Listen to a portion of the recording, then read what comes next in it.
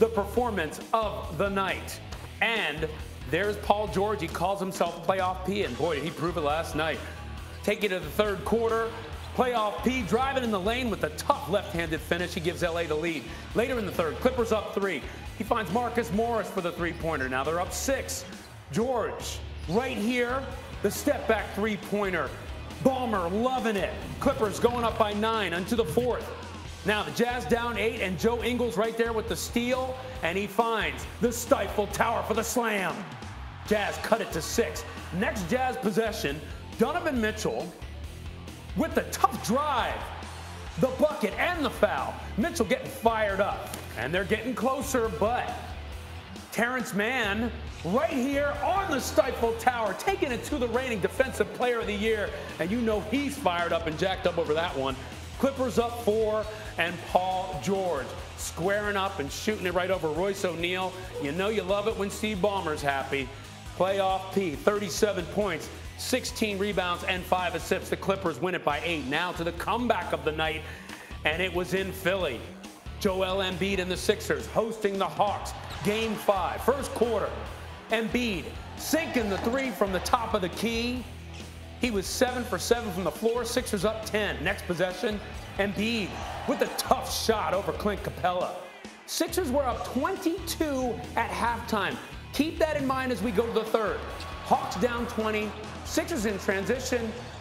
Ben Simmons to Seth Curry. He had himself a night, 36. Sixers led by as many as 26 points in the third quarter. Now to the fourth. Hawks clawing back, down only 11. Trae Young to John Collins, who nails the 3. Hawks getting within 8. Can you believe this? Hawks down 4. Just 2 minutes to play, and Young sinking the floater. Hawks within 2.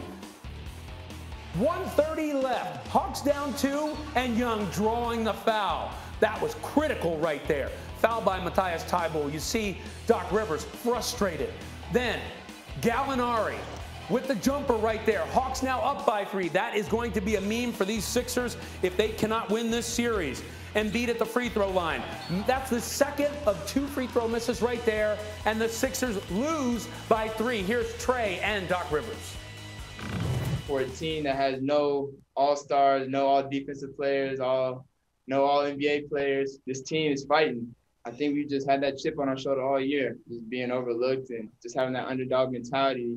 Down the stretch, listen, we scored 19 points and gave up 40. So it's on us, it's on all of us, it's on me, it's on the players, and we have to figure out how to get back up, which we will, and bring this game back here for Game 7. They got to do something. At the start of the fourth quarter, the Sixers were up 18 and had over a 98% chance to win the game. Even with 3.5 minutes remaining, they were up 8 with a near 95% chance to win the game. But then the slide over the final 2 minutes saw the Hawks end the game on a 7-2 run and flip the probability and the series in their favor.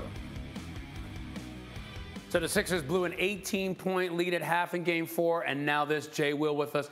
JWill, who is to blame for another Sixers collapse? You mean a 26-point lead in Game 5 with 2 minutes left to go in the third quarter? You mean that blown lead? Look, sometimes I feel like when I watch the 76ers play, they should just charge people $34.99 for a masterclass in how to blow leads. I mean, it's really embarrassing when you think about how talented they are. And what are the Sixers team known to do?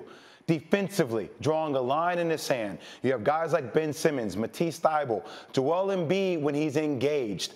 But the issue is here that Doc Rivers is going to have with this team is, can you afford to have Ben Simmons in late game scenarios? And he was 4 of 14 from the free throw line the other day. But defensively, can you take him out? Defensively, well, you can't take him out defensively, but offensively, if it goes into hack-a-bin strategy, how do you handle that? I mean, when you look at the numbers between Tobias Harris, Joel Embiid, and Ben Simmons in fourth quarters of the last 2 games, they're abysmal. So this is a character challenge for the 76ers. You need Joel Embiid, Ben Simmons, Tobias Harris. When you're up by 26 points in the third quarter with 2 minutes left to go in the game, you look at your teammates and you say, there's no way in hell we're going to let this happen again. It just happened Game 4. You were up 18 points. So at the end of the day, your great players need to lead your organization. I know people can say, hey, what about Doc? There's a history there of him blowing leads as well. But this is on the players. This is on the best players on their team. So if it's on the players, what do these players, these Philly players, need to do to get back into this series? I mean, just sustain a level of sense of urgency throughout the entire course of a game. I mean, you've been up double digits in both games 4 and 5. Close the game. And that comes with not taking your foot off the gas. That comes with not being careless with the basketball, taking care of it. And that comes with applying pressure. Look at it, old school in basketball. When you smell blood in the water, you go for the kill. You go for it. You win that game by 40. You don't allow a team to edge their way back into the game. Yeah, Doc Rivers talked about how it seemed like right after the beginning of the second half, they kind of relaxed a little bit. He called a timeout. Didn't seem to improve from there. So let's switch gears here. I got to talk to you about Paul George. What was your reaction to his performance last night? I was happy for him. I mean, let's not forget about what happened last year with Paul George in the bubble. He essentially told everybody the issue he was dealing with. He was depressed because he was isolated. And the question this year, all we've been asking throughout the playoffs, where's Paul George? We need Paul George. You need another superstar. He's another superstar. Paul George has arrived, right? But it's also not just one player.